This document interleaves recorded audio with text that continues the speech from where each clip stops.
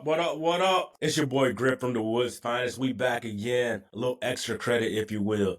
And today I'm joined by Coach Ray from Coach Ray Inspires.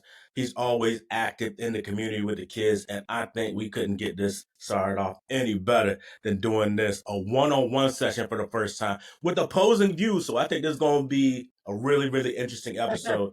Coach Ray, tell them how you doing, man. Doing good, man. God is blessing me. God is doing his thing. So I'm just letting him cook and I'm chilling and just receiving it all. Yeah. Let me just give you the big ups because I know you're doing it big in the community. You are big with these kids. You doing it at work. I know how hard it is to be in the classroom with these kids. And then number two, with youth groups and things like that. So big ups to you. Salute to brothers like you who are proving those narratives wrong about black males not being involved. So I'm just want to give you kudos. And we have to keep continuing praising brothers who are doing the right thing in the community. Oh, much appreciated, brother. We got to get some. Short though. Well, I try to do a little bit on the side, but I got room to grow. So today, what we're talking about is the benefits of therapy, if you will. And, mental health is one of those buzzwords that catches everybody's attention in today's world. So what I'm going to do real quick is I'm going to give you just a quick synopsis of what mental health is, or the definition thereof. Okay, so mental health encompasses emotional, psychological, and social well-being. It's about how people think, feel, and behave, and it influences how they cope with stress, relate to others, and make decisions. Mental health is essential for overall well-being and quality of life. So that's an overall arching description of what mental health is. I want to give you these figures on mental health illness as reported by the National Alliance of Mental Health. So the National Alliance on Mental Health states that 1 in 5 U.S. adults experiences mental health issues or mental health illness each year, which is shocking. 1 in 20 U.S. adults experiences serious mental illness. And then 1 in 6 U.S. youth, the people we work with, age 6 to 17, experience mental health disorders each year.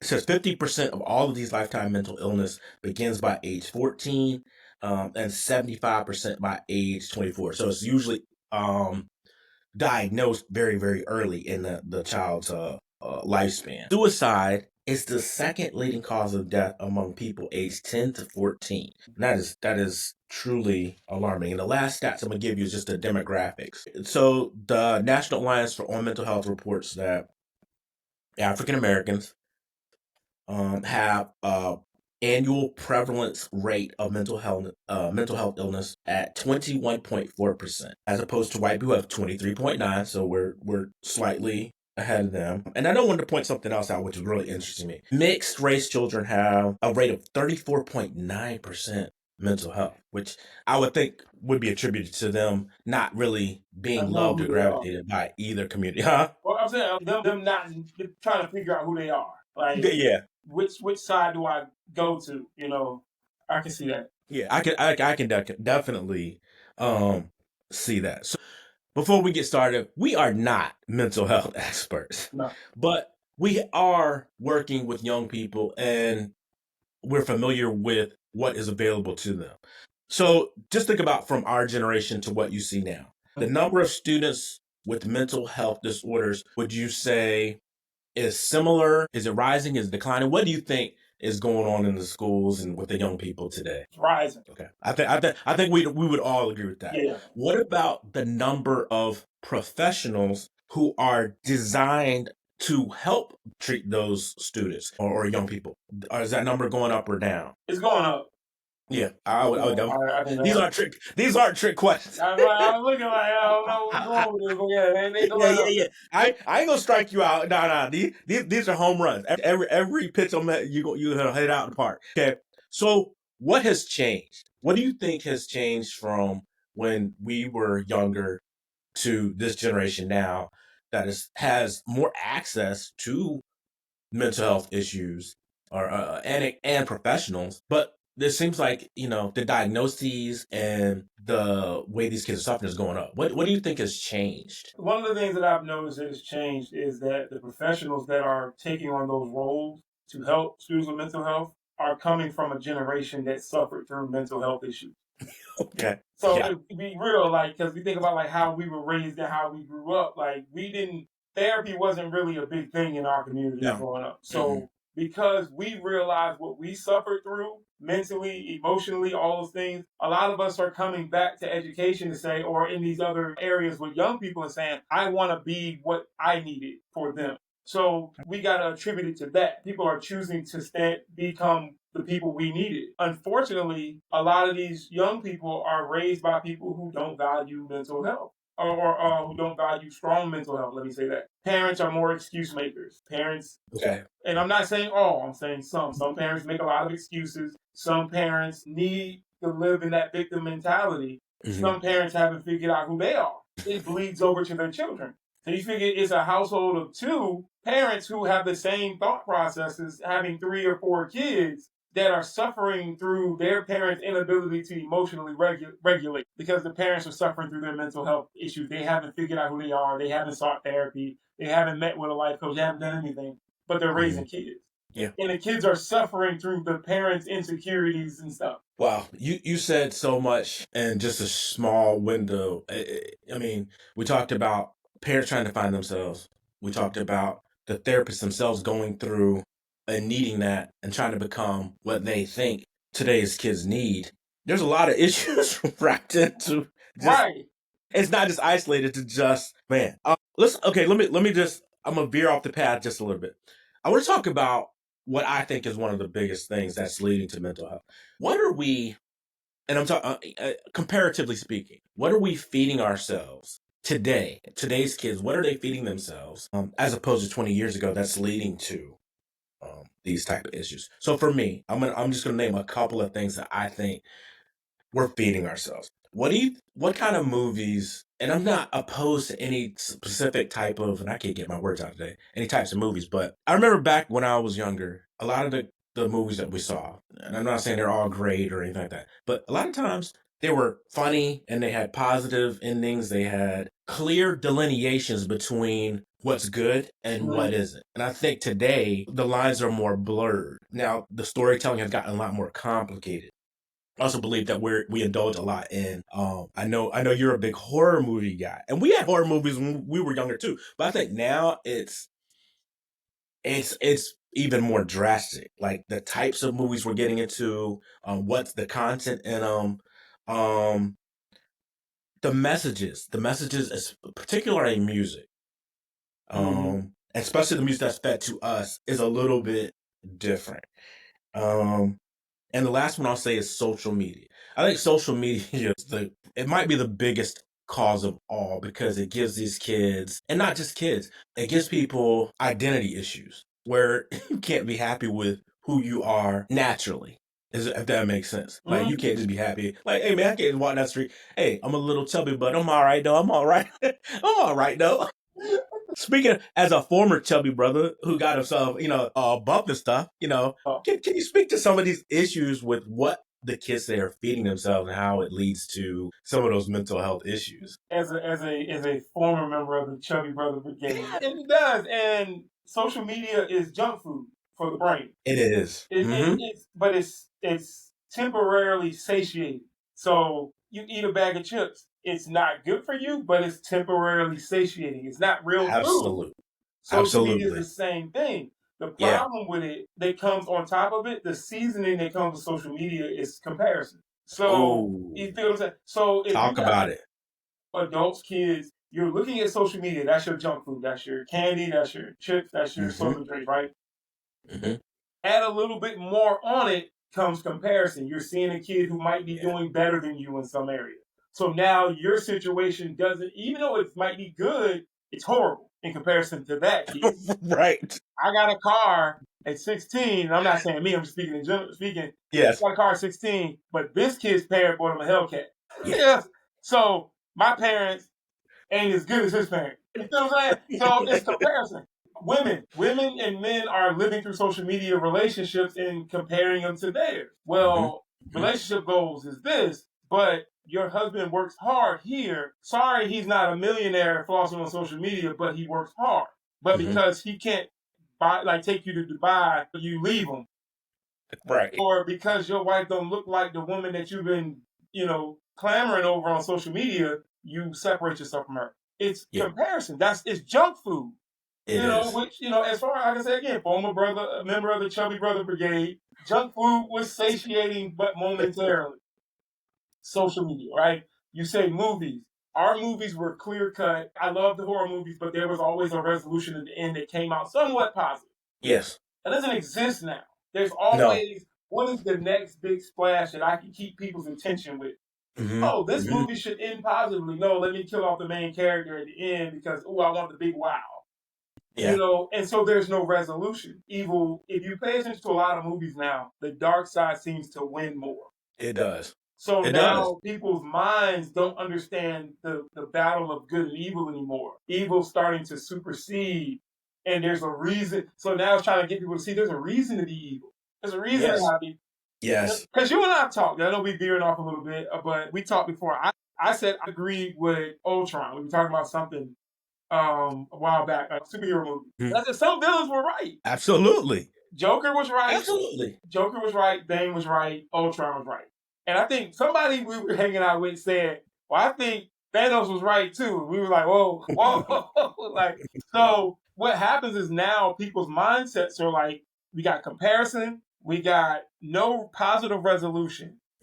Musically, it's just pumping in more drug, and I mean that not in a physical sense, but like it's doing to the kids' brains what drugs did. They said drugs did to our brains back in the day. It's just deteriorating logic. It is. So now we're getting to a place now where the value of life is diminished because majority of the artists that these kids listen to talk about killing somebody. Yeah. Because before it was mentioned in music, but not as much as it is now. Like now it's like every rapper's like, yo, I'm about to go spray the block because dude took my shorty out. And you like, yo, what's the message in that? Right. I agree with you. I think music is such a powerful medium. It's such a, you can do so many things with it. And so a group of friends and I, we all went out last night and we saw a local band singing songs I grew up with from the 90s, SWV and Anthony Hamilton and Jodeci and all those things. And they're talking about things that make you, these were positive things. Yeah. I mean, those were good times in, our lives. And if you listen to what's happening today, like you said, that junk food mentality, they're feeding kids the violence, the disrespect, all of these negative things. And you don't leave the song feeling good. I remember there was a movie, and I think it had to be done like this. And I thought the movie was terrible, but I had to keep watching. The movie was called They Cloned Tyrone. I don't know if you saw it. Terrible movie. Very horrible. But the messages that they hid in there were amazing. It was also, it goes back to what you're feeding yourself. And they played, and so they had like, it looked like they had like a laboratory set up, and they had all these black people like listening to some kind of music, and they were all nice to each other and all good. And then they turned on something else, and we all know you can turn on that one song that brings that energy out, where you just want to bust somebody in the head. At your wedding, what was that song y'all played when everybody just got crazy? Nuckety Buck. A classic anthem for getting your butt wet. Yeah, that's my wife's favorite song. She loves Nucky. Nothing wrong with the song. Nothing. But if you feed yourself if you buck all day, you gonna buck. Somebody is gonna.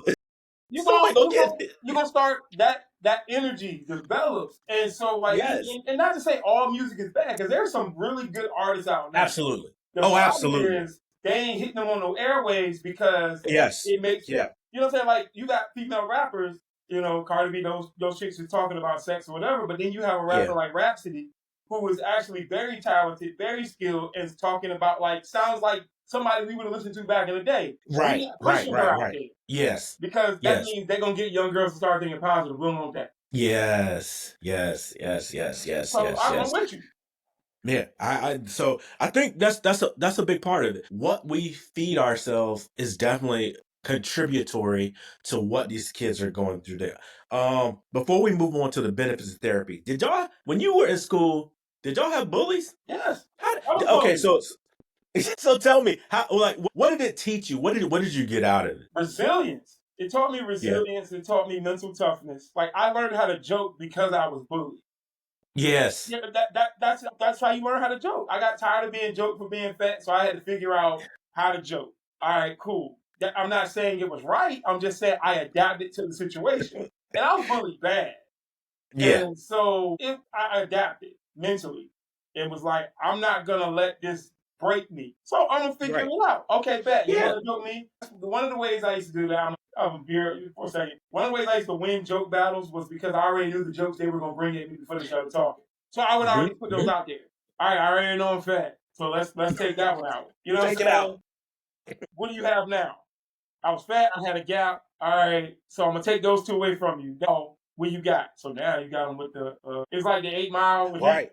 I Yeah. used that Right. in Yeah. high Yeah. school, Yeah. middle of high school, and so for me, it taught me resilience. It taught me determination to not allow people to just mistreat me. It taught me a lot of things. It taught me appreciation for who I really was because often getting joked about my weight, I had to start appreciating who I was to be able to take those jokes. Yeah. So we're gonna take it one step further. Do you think, and the language in education in schools today is you're not supposed to bully, you can't bully, and the only bullying that we see typically is online. Do you think that the overreaction by the powers that be may have created another problem? Like, I think when I was in school, we always had bullies, which is a good thing. Teaches you something.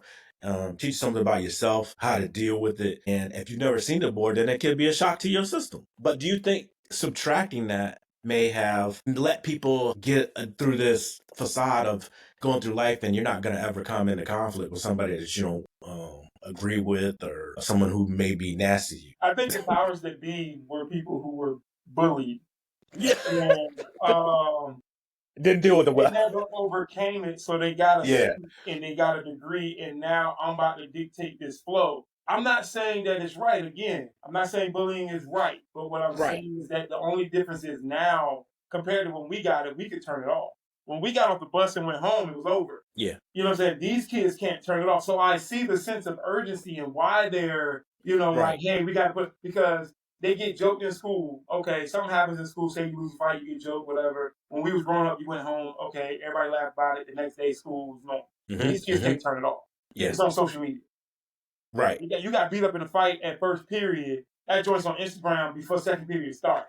It And it's done is. viral. It is. So I think It is. they have to reel it in because of the level and expansion of bullying, because more kids are committing suicide because of it, but it's Yeah. because of the phones.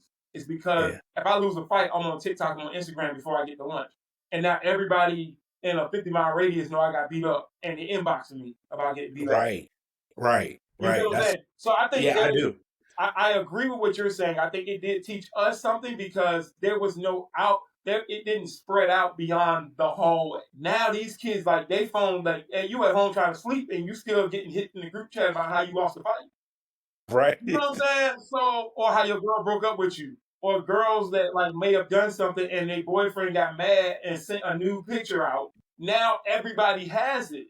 So the suicide rate increases because bullying has taken on a new form. Yeah. So you have I to agree. reel it in for mental health reasons and safety reasons. You have to. Yeah. And it was funny because I was talking to a student and I was like, why don't you just delete social media? And they looked at me like I was crazy. Like, you can't do that. If you're getting bullied up there, why would you just delete it? To me, an adult, it made sense. But to no one, like, they was like, nah, that don't make no sense. There you go, tell people stop. That's how they look at it too. Like, y'all old people think stuff's so simple. You like, it is. Yeah. Because people would be like, they was talking junk about me in a group chat. Well, why are you in a group chat when people don't like you? Yeah. Like, it don't make no sense. Like, you let people who don't like you have access to you. That's weird. Right. Right. But what I was told from a student, when I had my conversations with students, they were like, it ain't us. Sometimes people that have our contact information give it to people. And I said, well, don't give out your contact information so freely. But again, because of technology, it's not hard to find somebody's information now. Absolutely right. Absolutely It's not. right. Like, you can Google somebody and all this stuff come up. That's true. It's a weapon. It was designed, I'm sure, to be helpful and informative, but all technology ain't good technology. All that And stuff is not everything, it meant for loses kids to control. be. Yeah. It loses I control. agree. Okay, so let's talk about the benefits of therapy. I know when you go to a therapist that they're to provide coping strategies. I believe it's a great way to unload baggage. Like, there's something to getting something off your chest. And I'm not saying you curse anybody out or anything like that, but I'm saying, hey, I got a problem. This is my problem. I share it with you and I feel better. You know what I mean? Sometimes that's all, that helps in the recovery from something that has happened. And then to some people, medication, it might help you stay more focused during class or an activity or something like that. Or it may help you with thoughts you may not want to have or something like that. But talk to what you think the benefits of therapy. I mean, I'm not going to give the book version of it because I feel like that's very general. The benefits of therapy is it gives you an opportunity to say what needs to be said without judgment and actually gain strategies to help you filter through these issues. We talk offline, but like as a person who's gone through it, it gives you the strategies to say, okay, I don't have to accept that this happened, but I also need to figure out how to filter through so I don't react to what happened the way I want to. Okay. So therapy gives you the opportunity to unload, like you stated. And a lot of us don't realize there's so much that we have to unload that is causing us our issues now. So think about it like this, and you and I have talked plenty of times in therapy is just something you're not big on, but think about stuff that's happened to you that was traumatic in your life and you never talked about it. You don't think that has some level of manifesting in your spirit now and how you carry yourself now? So going to a therapist and saying, hey, this happened when I was 8. Could this contribute to why I have disconnected relationships or why I can't maintain healthy friendships? And it's possible. Cool. How do I fix that? Well, let's try to apply these strategies in your marriage or in your friendship so that you don't repeat the same things you've done over the years that have damaged friendships and relationships. And it works. It works. My therapist was dope. I was mad he had to move, but he was dope. And so because he gave me strategies. Okay. Now, as a person like therapy is pricey. So here's the reality about it, right? Not only do people have the stigma about therapy, it's costly. So everybody's looking for something now, which is why life coaching has become such a big thing. The problem is people are flocking to life coaches based upon what they show you on social media versus the actual content to help you. So me and my close friend Aubrey, we started our own life coaching firm. And so I know that he deals better with adults 30 and up. I deal better with students ages like whatever to 25. Okay. So I manage that realm of it. And what it does is it gives strategies that help people learn coping, or learn people how to deal with themselves. From a spiritual mindset is we apply biblical principles to it. But it's necessary because people don't know the baggage that they carry everywhere with them. And go ahead. I'm sorry. No. You're hitting them all. So it's not that I don't see value in therapy. I think therapy is necessary. I think that for traumatic instances, if you've been through something, and I think everybody kind of looks at trauma. I guess we all have it's a level to, okay. So my level of trauma is, if I'm saying you've had some type of sexual abuse, if you've had some type of violent physical abuse, if you've had somebody a parent or a loved one who berates you or, isolates you or locks you in a closet or something, those are super traumatic. And I think that therapy is absolutely 100% necessary. Understand? If your instance of a trauma are not quite that, then I think that there are other avenues that might serve as useful. I'm going to run something past you. So an alternative to therapy, if you would. So for me personally, I have a support network. And you're one of those people. I have, 3 or 4 close friends, my brothers, my parents, my wife, whatever. And I don't talk to everybody about the exact same things, but I do have someone who I can vent to, who can give me a response and knowledge that I did not have, and I can receive it. And I think the difference for me, and I want you to tell me how you see it. So the difference I think from them and someone that I have to pay is they have a vested interest in the outcome. And I'm not saying the therapist doesn't necessarily, but you're paying them. They're not gonna do it for free. These people have a vested interest down the road if whatever you told them, they want you to be successful in. How do you see it? Are you seeing it like, is a therapist doing something that your support system cannot do, will not do? What do you think? I think it's a little of both. Therapists are doing what your support system can't do and won't do. And what I say can't do is them providing you with tangible strategies to help you overcome these from a more mental standpoint, right? Versus the emotional piece. Because when we Okay. unload on people, we unload people on people emotionally. Yeah. And Yeah. they sometimes people take on those emotions in the conversation and their responses are emotional. Whereas a therapist is taking on your emotion, filtering it, providing you with tangible logic. Okay. And it's like, okay, so and I say what our people won't do because some people just don't want to either A, be in your business, and two, some people just don't want to get in the middle of something. So whereas a therapist, there's no bias. This is what it is. This is what None? there's no bias in therapy. I think everybody has an inherent bias. So what And would that's be just the me. inherent bias of a therapist? Okay, let me ask. Okay, I'll put it to you differently. If you're a good police officer, and they do exist, I mean, Yeah, they do. I know. there's some good ones. Yeah, No, definitely. If you're a good police officer and you're bombarded every day with the worst in life, you just see the criminals, the rapists, the drug. Like after a while, don't you think that starts to affect you, or do you think that that person, that officer, once they clock out, they're just gonna be the same dude they was in year one as they were in year 13 or year 20 or whatever? What was do you and I guess the similarity, as I'm saying, are when you go see a therapist, I'm sure that their intentions are good. I'm sure sure, that yeah, no they doubt. I'm sure that they want, but just imagine someone pouring garbage on you all day. Just yeah, you might be able to wash it off. You're feeling better, but after bombardment like that, and I'm not saying it's just them. Think about your pastors or whoever. People constantly like to throw their weight on these people, and that's a heavy burden to bear. And I think that does cause them to have biases that normal people don't have. I can see your point with that, but they have the training to you go through you should have, let me say should have the training and the ability to separate, right? Because even as educators, we get dumped on. And being Absolutely, educators like you and I who care about kids, we get dumped on emotionally. absolutely. And whereas before, when I was working in Norfolk, I took a lot of that stuff on and it was emotionally draining, Hmm. Hmm. mentally draining. Now, because I've actually gone, because I went to school for psychology and I'm trained in life coaching in ministry and training in and stuff like that. Like I know how to separate and say and not let it attach to me to the point where it's altering how I move.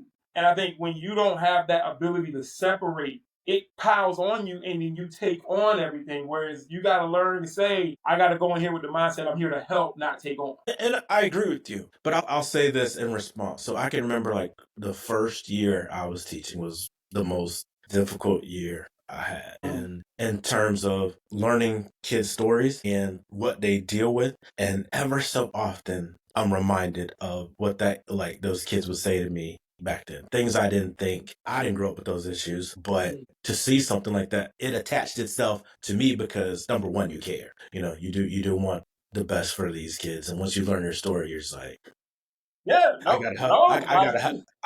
I gotta help them. I gotta help them, and I think that changes you as a person. So I just think it's hard to remain the same person when you're in that for a while, and I don't think it takes very long, especially if those. Now, mind you, when someone goes to see a therapist, you're not bringing good stuff. Yeah, you know what, man? My wife loves me. She's staying with me. No, you're going because you lost. Huh? you'd be like, I can't stand that. Right. Because you lost a loved one. They passed away or an accident or some, like you said, some type of trauma. That's when you go see them. And I think that changes people. And I could be wrong. And I know that there's training and No, I think I I know. think that's where, as a therapist, you have to know if you start allowing it to pile on you, then you start to fumble and you're no good to them. You feel what I'm saying? Like, no, if you're not going to be able to withstand and take it and filter through it and just say, okay, boom, this is how we're going to get you to this next point, and you start receiving the emotions and accepting them and this, that, you're no good to them. You're no good to them. Yeah.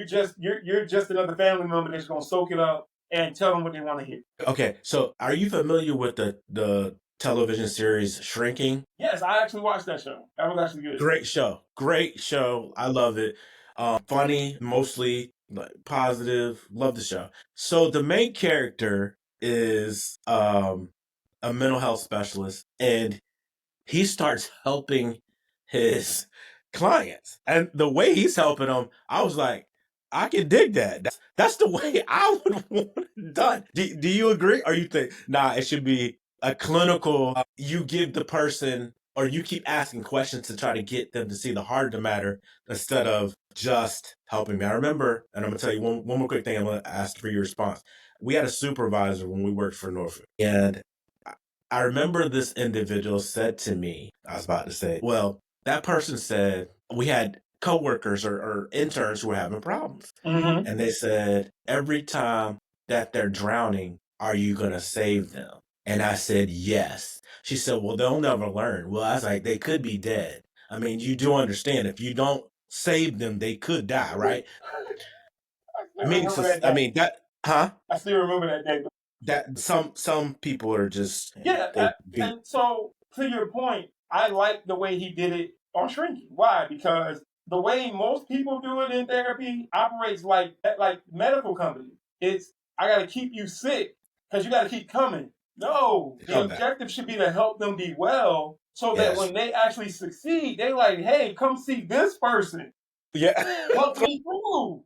Versus, hey, I'm gonna keep just letting you vent, and then I'm gonna say 3 things and send you home. I'm still sick. Yeah. No, how can I help you overcome these traumas? How can I help you overcome these things? How can I give you strategies? Yes, still use, and this is where you got a balance between the clinical and the strategic part of it, where it's like I'm using my clinical knowledge to create strategies that help you, so you don't have to keep coming back to me for the next day. Absolutely, absolutely. And I agree with the way he was doing it, because if there's a guy who has issues with cementing a relationship, right? He doesn't feel valuable. Okay, cool. All right, bet. We're going to help you get to the level where you can. So, because I don't want to keep hearing the same thing for the next 10 years.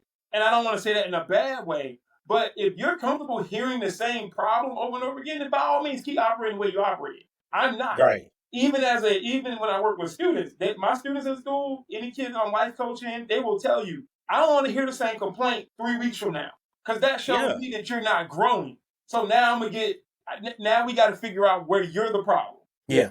You know what I'm saying? And before we move on, I had this conversation with my daughter the other day. She had a problem in a certain class, had her switched out of that class to a new class. She's having the same problem. So most parents, we got to figure out with these other, no. What is up with you? Because I just switched you out of a class because of the same issue that you were having with kids, and you're having it again. That ain't them. You doing something. Right. So we got to figure out what you're doing so this issue doesn't continue. That's where I'm at with the way I approach the life coaching thing. Well, and your kids are going to be and are strong, well-rounded, and I think you're giving them a sense of an accountability, which a lot of times is absent. I think that's part of the trend in mental health anyway, because people aren't accountable. They're not, everybody's a victim. Nobody wants to be accountable for anything. Like, that teacher's picking on me or whatever. That's, sometimes they're not willing to look past. And like you said, there's a pattern here. The pattern is you. The pattern is consistent, Yeah. So, okay, let's talk about the alternatives to therapy. And I'm not, like I said, I'm not opposed to therapy. I think it can be helpful in marriage, with loss, with trauma, all that good stuff. I think there can be some alternatives or things that are helpful. I'm gonna tell a quick story. There's an author that I really, really love named Malcolm Gladwell. Have you heard of him? No. Okay, well, one of my favorite authors. He wrote a book called good Lord. Is it God? Now I can't think of the name of the book. That's just shows how old I'm getting. Outliers is the name of the book. And he starts the book with a story of immigrant Italians. And they move over here to the United States, and they live close to toxic waste. They ate much more unhealthy than they did in their home country. But this is where the story got interesting.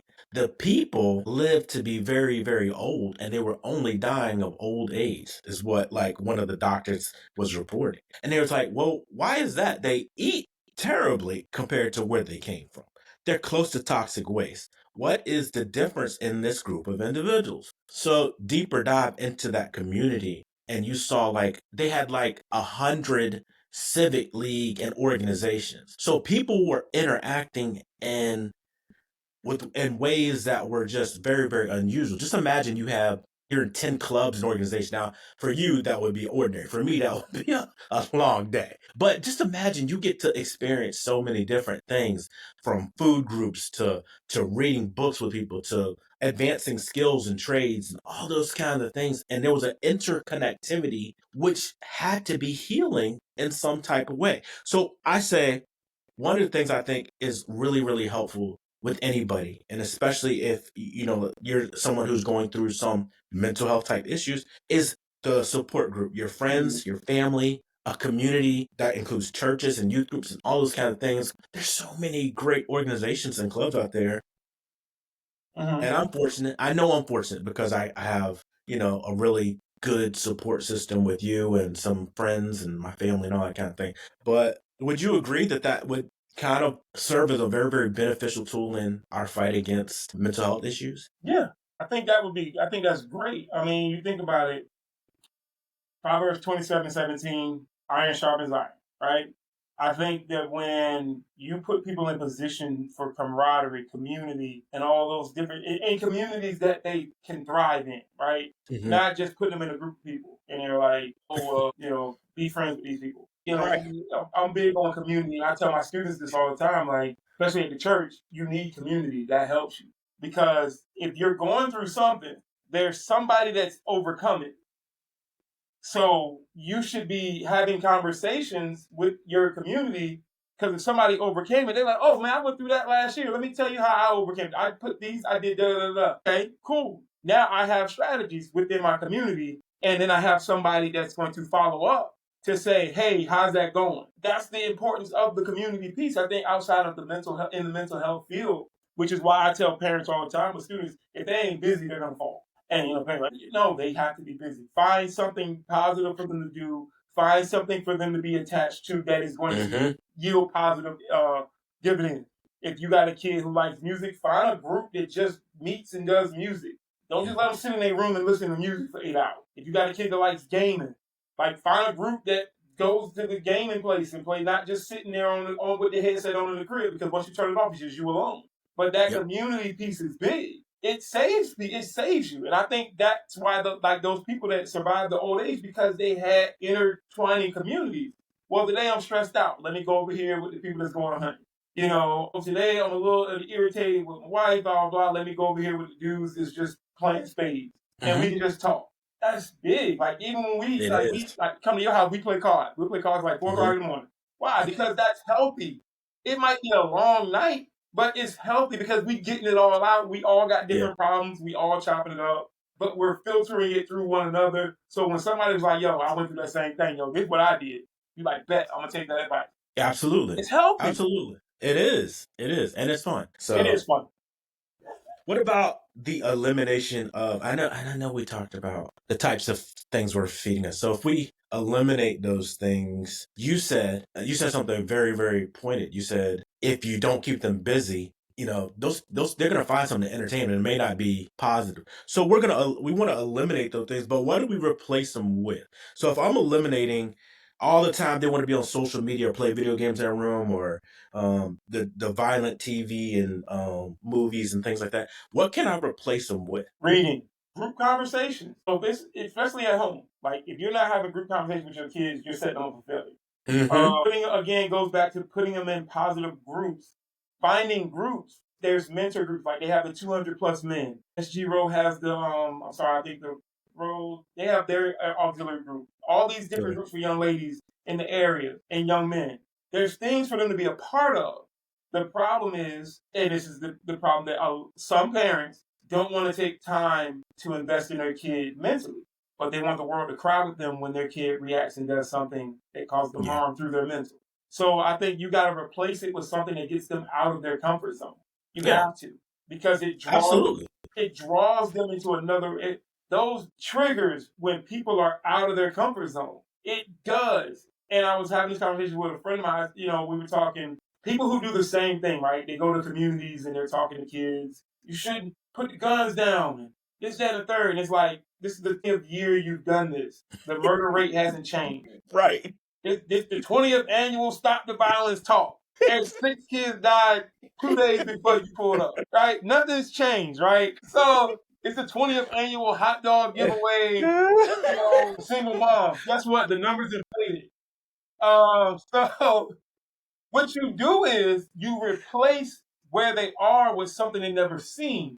So instead of doing these talks in a community that they still got to go back to when you leave, take them somewhere and have the talks on the road and expose them to something that would change their mind. So that dopamine trigger. So instead of you having a conversation in the Southside Library, they got to go back to their neighborhood and still see the same drug-infested neighborhood. Take them to Charlottesville, to the Ray Caverns, have the conversation about gun battles on the way up, let them walk in the cavern and just see something different. Mm-hmm. So now on the way back, the conversation is different from drugs and this and third.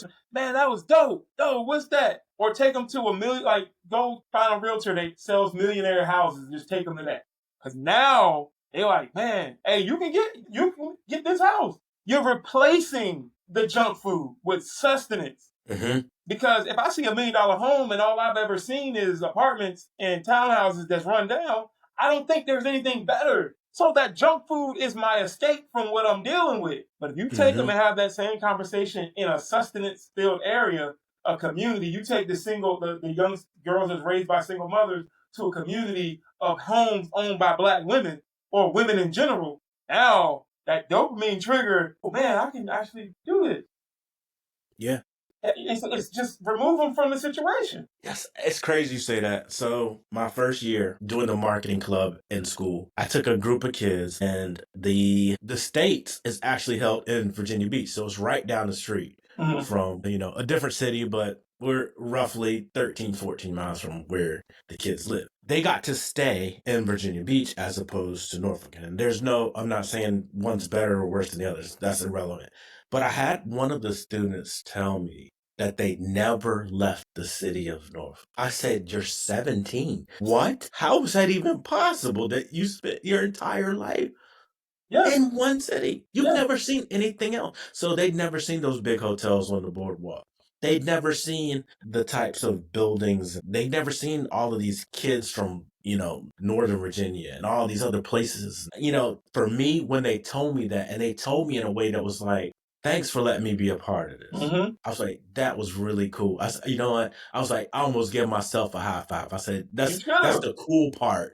That's the cool part of some of the stuff that we do. So I did find joy in, exposing someone to something that they'd never seen before. And I think, like you said, travel changes people's minds about, there's no better education than for you to go see something else that you've never seen before.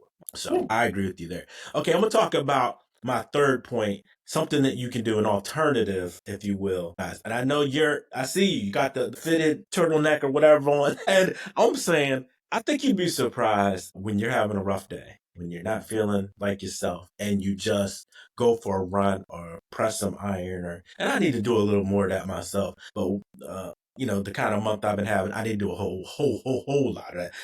Talk about the benefits. I know you, as the man who's just gone through massive transformation, looking like a young Arnold Schwarzenegger over there. Now you got to beat the ladies off you. You had to beat them up before, but now you got to beat them off. Get out. Talk about the benefits of exercise and how that helps in a mindset. It's one of the greatest tools when helping with mental health. It is. I can attest that you're sick. And I say that in a way like, because you filled your mind with junk and foolishness, and so now you got to add on stress, and from all these different angles on it. I'll drive home, it'd be dark. I'm like, I ain't work out yet today. I'll go right up at the gym because that's that blowing off steam. But what was it the other day? I joked with one of my coworkers. Him and I joke each other all the time, and so he has a joke. He still calls me fat. So, and I was messing with him. I said, every time you call me fat, it makes me go work out. Yes. So, and so I worked out 3 times the other day because he kept joking me. He was like the third time was like I was on my way home and I'm driving. I text the wife. I said, hey, I'm gonna stop by the gym first on my way home. So I text the group chat from work and I said, we're gonna have a third time because you won't stop calling me fat. But it is all jokes. But I just was like, yeah. But it keeps my head clear. Like lifting weights helps me clear my head. Walking helps me clear my head. And I think that's it's one of the greatest tools, because when you're not doing it, you're just gonna continue to just let whatever unhealthy stay there. But get that stress out. Yeah.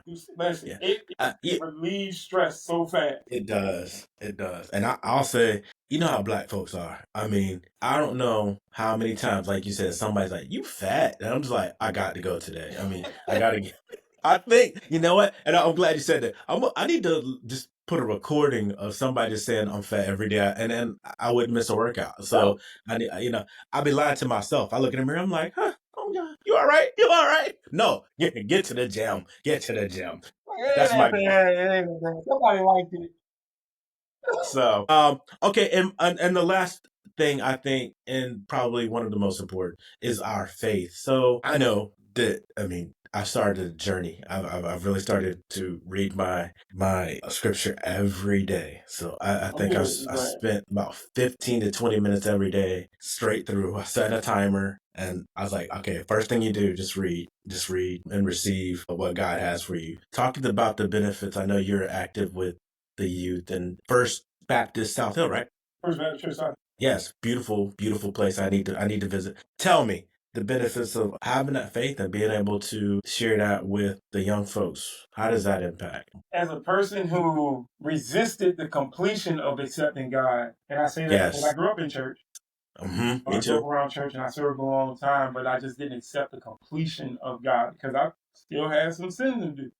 And I wanted to live my life. And you know, it's funny because I had this conversation with my pastor last week. Same conversation we was talking about. It's like, yeah, I still wanted to be me. And so I'll even read a scripture. It just says, 2 Thessalonians 3:16. Now may the Lord of peace himself give you peace at times in every way. The Lord will be with you all. That right there in a nutshell. Since I've said, you know what, God, I choose you. Mm-hmm. There are those days where I have stress, I'm frustrated, but I know who I can lean on. Absolutely. And I know I can say, you know what, God, like today ain't the day. You know what I'm saying? Like, I got to talk to you because, like, 5 seconds from me losing it. And it's helped me with my understanding my temperament, my triggers. I had an incident with a coworker the other day, and she didn't mean any harm, but she was joking, but I took it wrong because I didn't think she was being funny, which she later admitted she was. So I walked out of the classroom because we normally talk every day. I was like, I left because I know my temperament.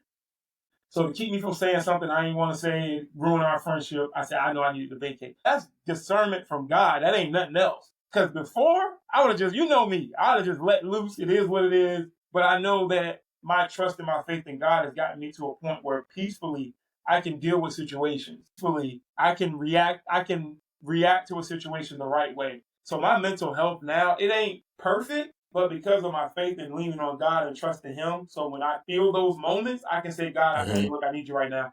I'm about to snap on this kid. I'm about to snap on this parent.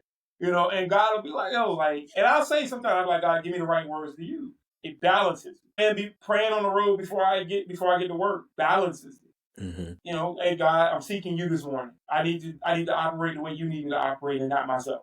And then I'm good. So I think the faith piece is big because I can admit I was nothing without it. I thought I was, but I'm not.